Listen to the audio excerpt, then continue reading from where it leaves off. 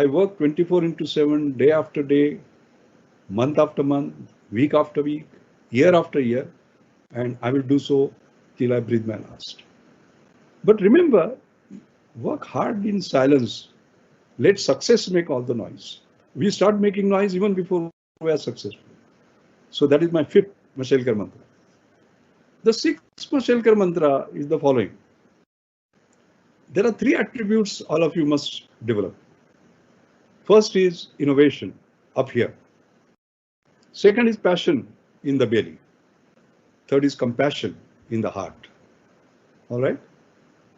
Sympathy is one thing, empathy is another thing, but compassion is most important.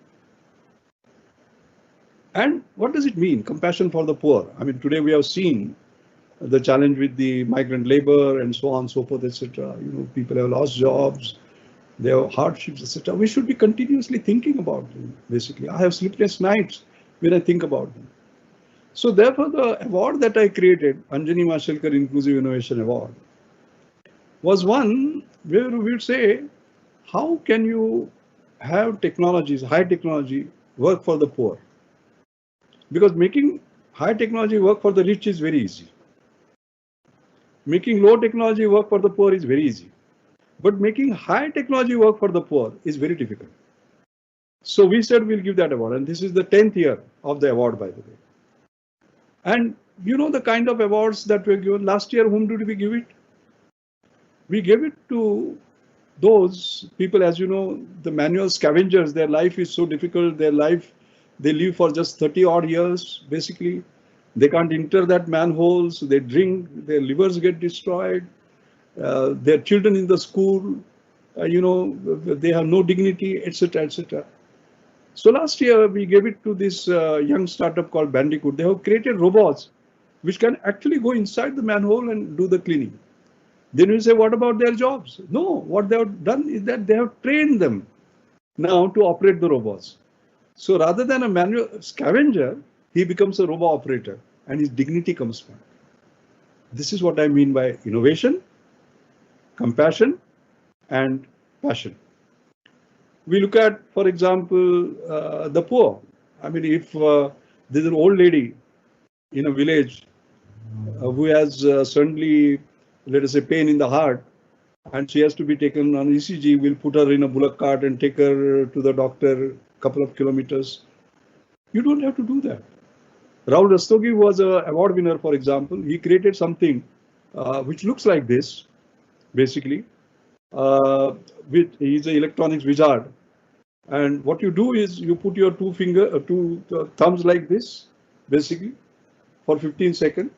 And this particular part with a sensor, this is your heart. 15 second, 15 second, 15 second, 15 second, 15 second, 15 second. Okay.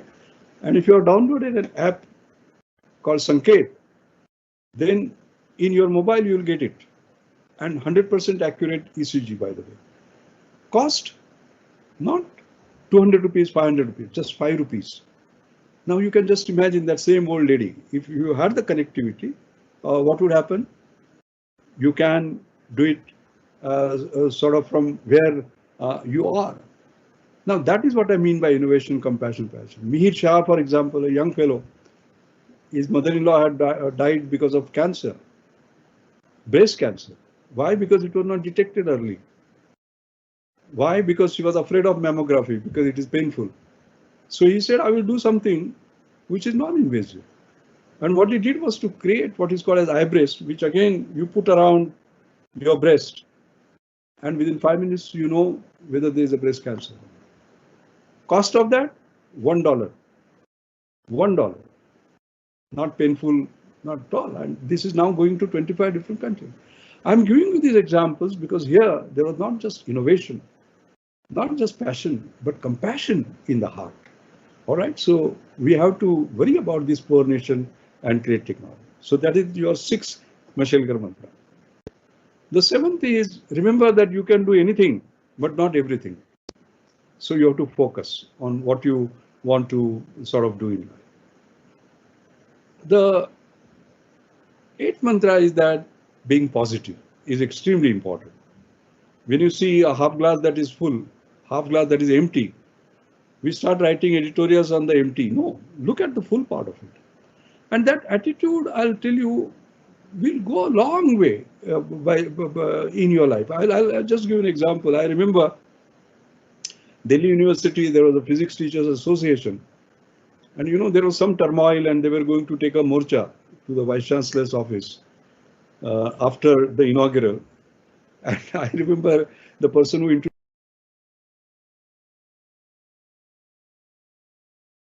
tell us what to do. So I had some 10 seconds to think. I said, well, I've never addressed 300 people who are in coma.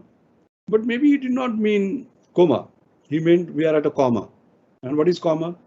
You've written half the sentence, you're taking a pause, looking back, and the rest of the sentence could be positive. The entire para can be positive. The entire page can be positive.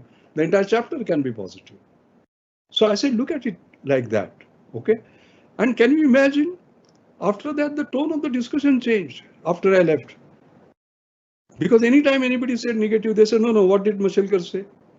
Not comma. And they dropped going to, the Vice Chancellor's office with a morcha. So just that positive thinking, So when you see a darkness, don't start cursing it. Bring a candle. Bring a light. That's what I sort of made. So that is my 8th lesson. There are 2 more lessons.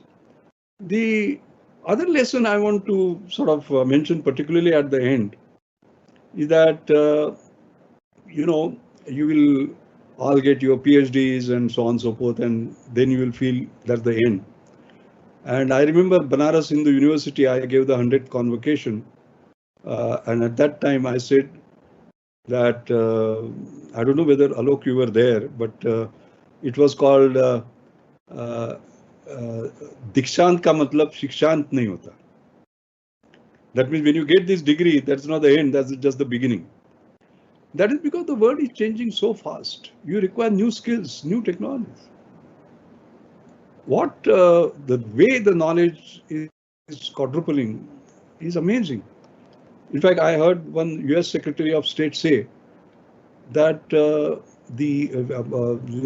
almost 2/3 of the children in senior school will end up in jobs that don't exist today.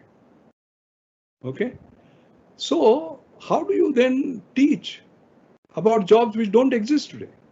So there are certain sort of qualities that you have to aspire. One is dealing with complexity, like you have this is a hookah word, as they say, volatile, uncertain, complex, ambiguous. For example, this pandemic. I mean, it has brought in all the sort of complexity. The other one is emotional intelligence, and I told you about the importance of this. The third one is cognitive flexibility. The fourth one is the ability to co-create. And the final one is creativity. Because if you have these attributes, then they will last you forever.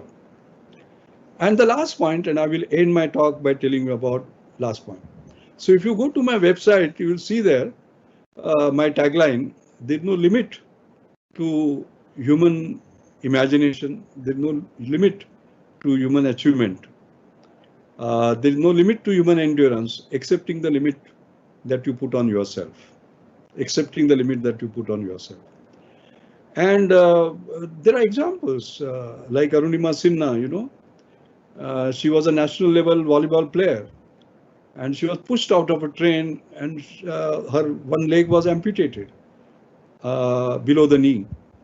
And can you imagine, after she was pushed out, within 2 years, she climbed Everest. That is the human achievement. That is the human endurance. So that is the spirit that we have to always sort of remember. And I said there is no limit, to human intelligence, human imagination, human excellence. So let me give a personal example and conclude my talk.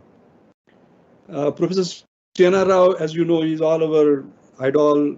He's an icon. He's our guru. He's Bharat Ratna, greatest scientist that India has today, and accepting for Nobel Prize, he has won everything basically, and I hope that will come sooner rather than later. He has been my guru, and he has always put a lot of demand on me. So I remember I became fellow of Royal Society, as was mentioned earlier. Now, what is FRS?